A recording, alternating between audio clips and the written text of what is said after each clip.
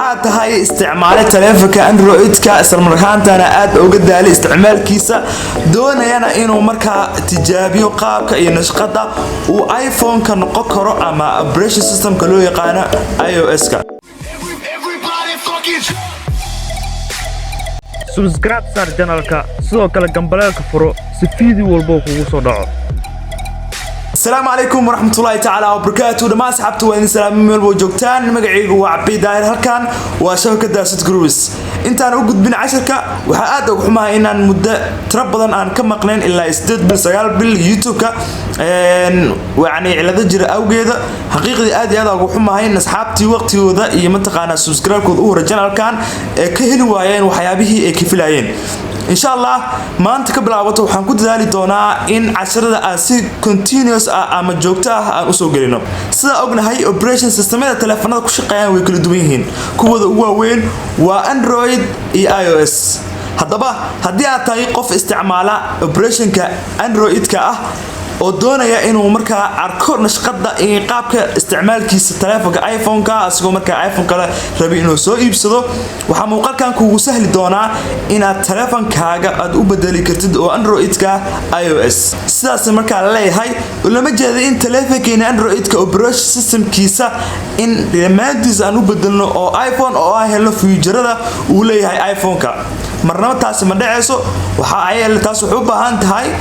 waxyaabo gooni ah oo ROM ka kooban oo specific ah inaad isticmaashid hadaba sidaa darteed clear nashqada iyo iconiska uu ku kooban yahay taleefankeena ayaan u bedeli doonaa qaab iPhone ah si markaan u tijaabino oo notificationadeena iyo qaabka u soo baxayo uu wakaado sida iPhone-ka oo kala hadaba waxaan u baahanahay barnaamij fudud oo noogu bedeli doona taleefankeena iOS si aad barnaamijkaas u helno waxaan soo furi doonaa Play Store-ka waxa qaybta hore oo searching-ka ah ama baarista ah ku qori doonaa iOS 14 launcher kadib waxa inoo soo bixi doonta sida tan waxaan dooran doonaa kan labaad ee ku qoran tahay launcher iOS 14 kadib waxaan riixi doonaa install oo waa la soo degi doonaa markuu soo dego kadib barnaamijka waxaa taabaneynaa open yar ayuu wareegsanayaa barnaamijka kadib waxaan riixi doonaa halkay ku qoran tahay get started kadib waxaan taaban doonaa allow si barnaamijkani uu access gareeyo ama xog oo helo footooyinka meesha nagu jiraan in fileskeenaba markuu sida tan inoo soo baxdo waxaan riixi doonaa halkay ku qoran tahay allow access kadib waxaan taaban doonaa allow permission ayaan furi doonaa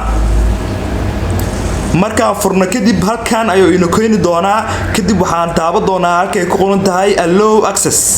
kadib waxaan furi doonaa iOS launcher-ka waxaan ku sii dhufo doonaa allow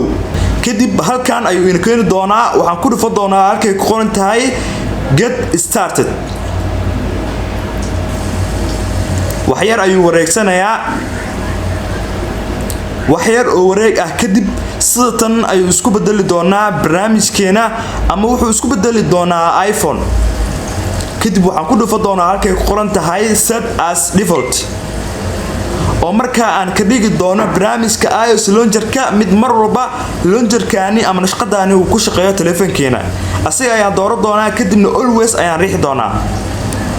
hadda fiiri bal taleefankeena gebigiisa wuxuu isku bedelay iPhone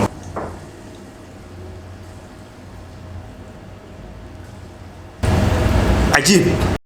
waxaa soo gaaray dhamaadka muuqaalka si kasta oo ahaata taleefankaada mar walba wuxuu noqon doonaa operationkiisa Android oo isma bedeli doono marka aad u mahadsantiin qaabka quruxda badan aad u daabatay muuqaalkan fadlan waxaan idin ka codsanayaa haddii muuqaalkan uu yahay muuqaalkii kugu horeeyay oo aad channelkan ka daawanaysid inaad subscribe ku sameysid sidoo kale asxaabta ku xiran iyo kuwa cusub waxaan idin ka codsanayaa inaad like noo saartaan muuqaalkan oo inaad noo xiisaan noogu muujisaan like-ta iyo comment-gaba ama qaybta ifafaalada haddaba walaalkiin Cabdi Daahir oo idin leh muuqaal kale oo xiiso badan mac salaama